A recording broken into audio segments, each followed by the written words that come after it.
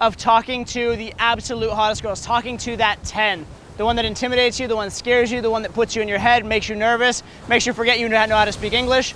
How do you talk to that girl? And not only how do you talk to her, because a lot of guys can do that, how do you maintain your frame? How do you offer value? How do you remain higher value? How do you flirt? How do you take risks? How do you do all the right things when you're potentially intimidated? And I've actually done videos on how to pick up hot girls before, where I talk about the techniques and the tactics and how hot girls' life is different. So check those out, I'll give a link here. But what I really want to talk about in this video is the mentality, the inner game, the thought process. And the thing with mentality is this: most of the time when people attack an inner game issue, they try and come up with like one simple, like one sentence solution, right? Like one mentality I've heard, and I'm actually gonna mention this in this video a little bit, is like, imagine her taking a shit.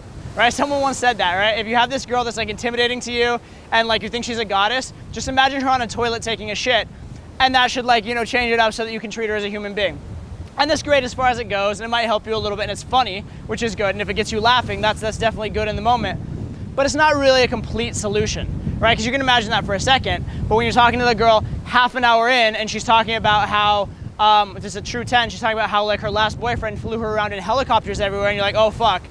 This toilet thing's just really not carrying the day for me anymore. I need some fucking real solid reasons why I'm offering value in her life. So you really want to attack these things from multiple angles. So what I'm gonna do right now is I'm gonna give you a variety of different philosophies that I have when talking to 10s. And the fact of the matter is, the best way to get the proper inner game for a 10 is actually go fuck a few 10s and get tired of them. Get to the point, because if you do sleep with, I've slept with some of the hottest girls like that you've ever seen in your life. And the great thing is this: the first week you're with them and you're looking around, you're like, holy shit, I'm the man. Everybody's looking at me. I have the hottest girl in this place. About 2 weeks in, you go out with your 10 girlfriends and you look around and you're like, I know my girlfriend's hotter than that girl, but she's really hot and I'd really like to fuck her. And you're kind of like wishing, you're like, why won't my girlfriend go away right now so I can go talk to that other girl? Legitimately, that's what you start to feel like. And you start to realize, like, you've heard this phrase, like, whenever you see this like incredible hot girl, somewhere out there is a guy who's tired of fucking her. Once you've been that guy a couple times, that makes all the difference. But we can't all just like snap our fingers and be there, right? So I'm gonna tell you some philosophies that'll get you there, and also philosophies that'll help you once you are there. The first point you need to understand is that a relationship is two-sided, okay? Girl's offering value to you in some way, you're offering value to her in some way. And you have your own value proposition, okay? So either she says yes or no to you, that's really on her, you can't control it. But what you can control is being a good value proposition. You can control being so good and offering so much value that she's an idiot if she says no. And the fact of the matter is, if you are a good value proposition, sooner or later someone's gonna come along and they're gonna be lucky for having you, all right? I heard a story once, Colonel Sanders, when he had his like chicken recipe, he went to like something like 900 different companies, heard no, no, no, no, no. Eventually someone said yes to him, and he made one of the biggest companies that's ever existed in the world. It's not his fault that people said no to him 900 times. Now maybe he wasn't a good salesman, maybe that is his fault, but it's not his fault in terms of the product, not his fault in terms of who he was, because his idea was fundamentally good. His idea made billions of dollars, right? It was a good idea, he just needed to find someone smart enough to understand. That's your job, and that should be your philosophy when you talk to a 10, is you are a good idea, you just need to find the girl who's smart enough to understand. So you put yourself out there the best you can, and you let it be. You don't attach to the outcome, okay? Don't think of a girl in terms of your life narrative. Don't think of it in terms of your life narrative. When you game, you're not gaming to support your ego. You're not gaming to feel better about yourself. You're not gaming to prove that the girls that made fun of you in high school were wrong and that you have value as a human being. Here's what you're gaming for. You're gaming to have sex, to have a great interaction, to make a good relationship with a new person. That's it. Regardless of if that girl's a 6, an 8, a 10, that's all you're gaming for. Well, see, what happens as guys is we think that if we get the 10, it proves that every 8 that rejected us is wrong. Not true. Some people are compatible, some people aren't. It is what it is, right? Also, you never know how someone's day has gone. You never know what they're coming into this with. If you get rejected, it maybe isn't even a reflection, not even on you, but on your approach. It could be a reflection on the fact that her grandmother died that day, or she just broke up with her boyfriend, or she just fucked a new guy that morning. You have literally no idea on any of these things, and you can't control them, so just let them be, okay? Your job, again, is not to get the girl. You can't control that. Your job is to make her an idiot if she says no. Next philosophy, and this is a dual philosophy. Number one part is no girl is fundamentally going to change your life. Number two part is borrow some abundance from your future. I'm going to explain both of those.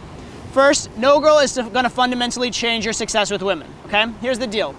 If you're good enough to offer a value proposition that's an 8 out of 10, you will sooner or later find a girl that's 8 out of 10 value proposition back, you'll merge, you'll have that relationship.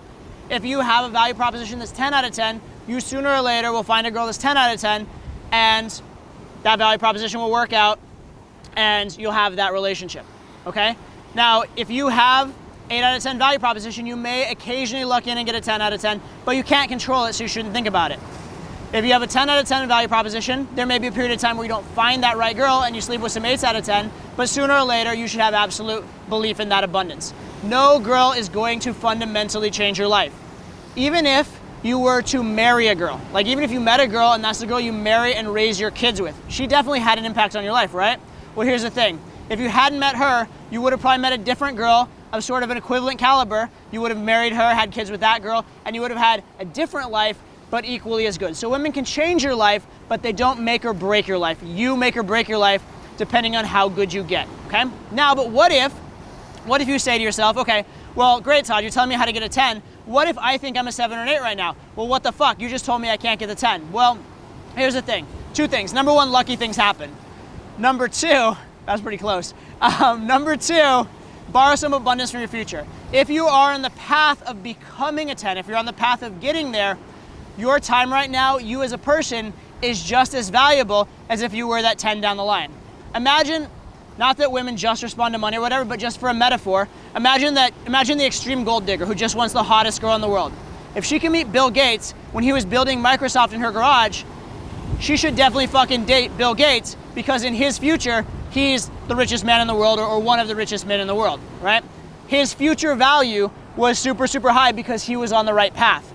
You as a man, when you're learning game, improving yourself, going to the gym, doing these kind of things, your future value is that of a 10 out of 10, right? So any girl who meets you, even if you're not 10 out of 10 yet in all ways, you're not rich, successful, famous, don't have everything in your life together, you don't have six-pack abs, whatever it is, if you're on that right path, if you're on the path to becoming something amazing, well, guess what? Borrow abundance for your future, because you're just as good a value proposition right now as you would be if you are already there. In fact, in some ways, you're better because she can enjoy more time with you, enjoy that journey with you, be part of it, and be even closer to you. So in some ways, you're actually even better, okay?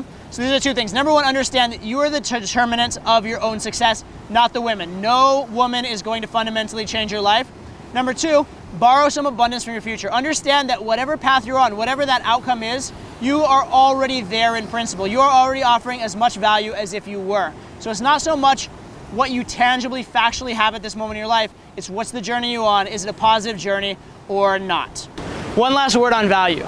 You don't know what value is to a particular girl. Every girl has a different blueprint, every girl's looking for different things. So before you assume that a girl wants, a rich guy or a jacked guy or a funny guy or whatever it is, just be you, and maybe you're her type, okay? Who are you to decide for the girl what she's into?